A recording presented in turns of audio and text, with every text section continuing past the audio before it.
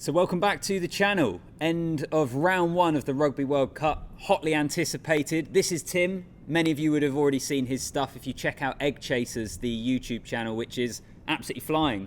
Hasn't it been over? Well, it's the Rugby World Cup. It's good time for everyone who loves rugby. Yeah, we've done a few videos on Tim's channel already, so those of you that have seen some of his stuff would have seen them on there. This is his first official welcome onto this channel, so great to have a chat here, Tim. We are in the pit of the Stade Velodrome. So I'll just step out the way so you can see this. Like this time yesterday, there were journalists, photographers everywhere. Yeah, and this was kind of like where the photographers were. There's loads of obviously different media facilities here. We're still here, still putting in the hard yards, and we thought it might be a good opportunity on this Monday.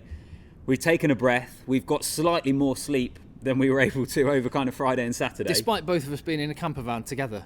In the car park, sort of a stone's throw from here. So it's been a bit of a bonkers, but incredibly entertaining opening to the World Cup. We thought we'd do a little look back, maybe a little preview as well to the fixtures this weekend. Tim, your thoughts overall on the first 3 days of action?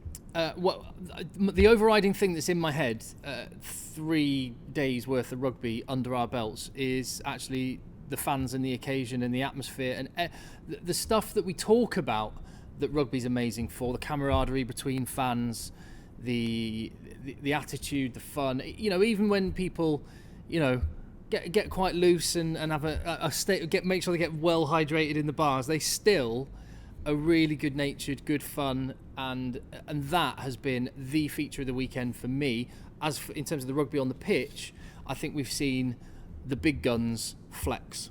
Yeah, I think there's two things on that. Number one, I think it is worth talking about. I think you're right, because many people, a lot of you watching this video, probably wouldn't have had the opportunity to be at a Rugby World Cup in person. It's my first time. It's your first time as media. I mean, I've been. No. Saturday, England Argentina was my very first ever Rugby World Cup game. Well, there you go. So many of you won't have been before, but genuinely, the kind of cliches you hear about the atmosphere on the ground is absolutely the case, particularly when you get to a city like Marseille. Paris is so big that it maybe isn't quite the same whilst it's still good, but once you get to Marseille, it is unbelievable. And on what you're saying on the games, you think also another reason that maybe we're focusing on the occasion is because apart from Wales-Fiji, in terms of purely the rugby on the pitch, we've been yet to have that real game of fireworks and drama yet. Am I being overly negative, or is that fair? I think that probably is fair, actually. Do you know what I mean? Yeah. And it's not to say we haven't loved it. It's not to say I haven't enjoyed the games that we've been at and we've watched, but I'm just not sure, apart from the Wales-Fiji match, where I think France-New Zealand, great occasion. Game itself maybe underwhelmed a little bit. South Africa-Scotland, great occasion. Game itself underwhelmed a little bit. England-Argentina as well was a great occasion, but I think for a lot of neutrals. Yeah. And I did see a lot of Argentinian fans leaving the stadium with about 55 minutes gone. Yeah. So, I don't know, maybe we're kind of still waiting for the fireworks to spark on the pitch, but I think you're right, Tim. Overall, fantastic. The teams that have caught your eye? Ireland, again, I think not a lot of attention has been paid to Ireland because of the opposition they were facing. Romania are poor, but I was very impressed by them. And the fact they just went, we're going for it for 80 minutes, I think speaks to how strong their squad is, because every player that takes the field knows if they don't... If they're not on the money, they're not going to play in the big games against Scotland and South Africa. So Ireland really impressed me, and I mentioned South Africa, that they were oppressive. So there's that separation between those two teams, and you'd have to put France alongside. Those are the three. Is that where you see it? That's where I would be. England for different reasons, purely because they were so poor coming into the World Cup. I know it wasn't a great game. And a lot of friends that I was WhatsApping in the England game kind of saying, well, blimey, that was terrible. Maybe we have a slightly different perspective because we were here, and I think that does alter your view because the atmosphere was absolutely brilliant for that game. But the adversity that England faced, the red card, again, that is an issue for them. But the way in which they were able to problem solve, this has been an England team that we have not seen solve problems or even looking like solving problems when their back's been against the wall for years, I would say. Yeah, so I think that's a massive positive. And quote-unquote world-class players that have been far from world-class. Courtney Lawes, Maro Itoje playing like world-class players. And George Ford with a brilliant performance, which I think makes the conversation with Owen Farrell's return after the Japan match, which is this weekend, quite interesting as well. Where else should we go? Anything else on the opening round that's kind of... I almost don't want to talk about it, but I think it has to. Yeah, I think that has to be discussed, doesn't it? Yeah, has to be. I mean, so what have we got? We had it on Saturday night, the Tom Curry red card, yellow card upgraded to red that most people feel like, some people feel like it shouldn't even be a yellow card. I think plenty of people think it should be a yellow. We then had the incident in the Japan game where it was just a yellow card. It was reviewed to the bunker, wasn't upgraded to red. And then we had the incident in the South Africa-Scotland game where it wasn't looked at all. It wasn't anything. So all the fans, particularly after that Scotland game that we spoke to outside here, me and Tim rushed out as all the fans are streaming out, and you get some great content and great perspective there, particularly the England-Argentina game. Let's just say everyone had enjoyed their day in the sun in Marseille. Didn't they just? Which does make me excited for Nice this coming weekend. But the fans ultimately don't know at the moment whether it's a yellow card, whether it's nothing at all, or whether it's a red card. We expected, I think, at some point in this World Cup to be talking about officiating. I think it's disappointing that it's week one. Yeah, I agree. And as you say, the fact you've had 3 very comparable incidents with completely different outcomes, I'd prefer to... This has got your goat, hasn't it? It really has. It really has, because World Rugby, let's not forget, have introduced this bunker system just before a World Cup. And this is one of my bugbears with World Rugby. They tinker. They see a problem, they try and solve it, and quite often, the law of unintended consequences, they end up making it worse. Or creating a different problem that they then have to try and solve. And I think that's possibly what's happened here. This bunker system was so that we have consistency across decisions, and that not all the pressure is put on the referee. And even the decisions when things get reviewed, or in the case of the South Africa game, when the TMO didn't deem it worthy enough to raise to the referee as something he needs to look at, then we've just shifted the problem somewhere else. I think there's 2 issues here at the moment. The big one, which I completely agree with, is the inconsistency in decisions. We can agree with that in terms of those that we've outlined already. The second one, I think, is still what people think should be a red card and shouldn't. Yeah. Because I still look at the Tom Curry one, and I know there's so many things you can go through. I understand why that ends up being a red card based upon what World Rugby are trying to do. Yeah, it doesn't mean I have to agree with it. Doesn't mean you have to agree with it. So those 2 things. Number one, the rules themselves and how they're implemented, and secondly, the consistency around the decision making. I think the sensitivity on the head contact, and I'm opening myself up for criticism just by even saying this, because I'm sensitive to player safety, and I understand the concerns around concussion 100%. But I just wonder if the dial's been turned up too much, so that rugby is a collision sport, and players are moving and it's dynamic. So I think there has to be a level of acceptance of understandable risk, and that accidents will sometimes happen. So Tom Curry one, yellow card for you? Not upgraded to red? Tom Curry, yellow card I would have been okay with. Even then, I would still have sympathy for Tom Curry with a player falling out of the air. But then I guess there's elements in his control where he could have slowed down his feet and avoided it. And with the situation we're in, that would have been fair. I hope that it's going to be downgraded. I wonder what the conversations are in World Rugby HQ kind of after the opening round, knowing this is a big talking point in terms of the officials and things, or maybe are they backing themselves and saying, well, we can point to X, Y and Z, we ran through our processes and we got that. Look, we're going to continue to be talking about it. Let's park it there for now, because let's not be too negative. Let's look ahead to this coming weekend. Before we know it, we're going to have team selection coming out again and all that sort of stuff. It's not the best fixture list. That's fair. We're kind of pinning all our hopes on Australia-Fiji, aren't we? That's the biggest game.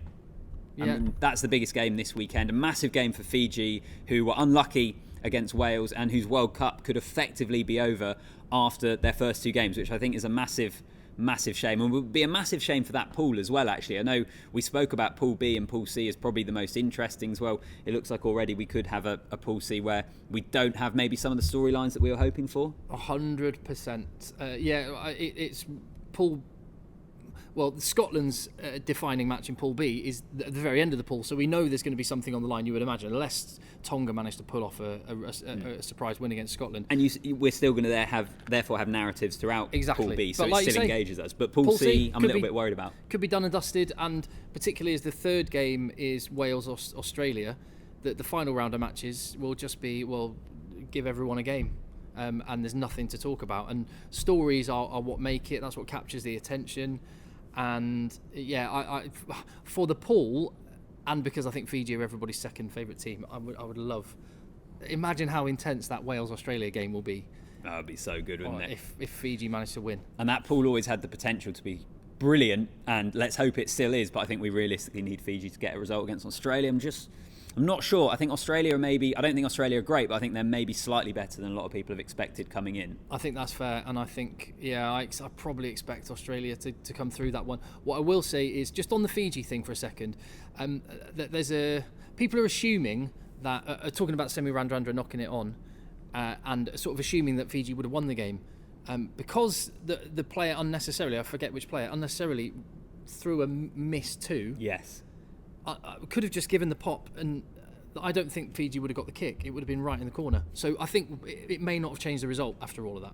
But you could not get a more dramatic finale. But what we have seen actually as well, that reminds me of the Darcy Graham incident in the Scotland game where he broke through 3-on-1, should have given the pass.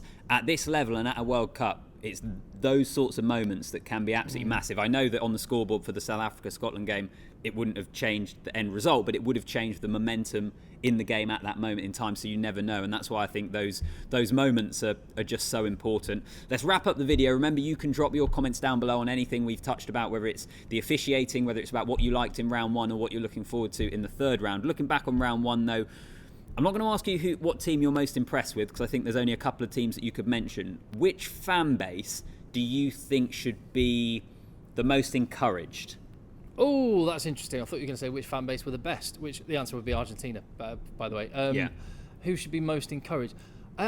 England fans. Well, that's why I asked it like that, is because I think it changes, it throws England and Wales into the mix, and Australia, in that they got wins. We know they're not great. I'm not saying which fan base is going to think their team's going to win the World Cup, but actually, I know, and don't get me wrong, I'm not an Englishman suddenly thinking we're going to win a World Cup. It's still semi-final max, I think, isn't it? Encouraged 100% from where England were to the grit, to the performances. There was one moment when the Argentinian fans were in the ground nice and early, and they booed the England team off the pitch, and there was a shot on the big screen, and Jamie George and Maro Itoje had big grins on their faces, and it was at that moment I'd been calling an Argentina win up till that point, and I turned to you and said, they're going to do it. We're going to win. Yeah, I can confirm that. That is true, and boy, did they do the job in pretty difficult circumstances.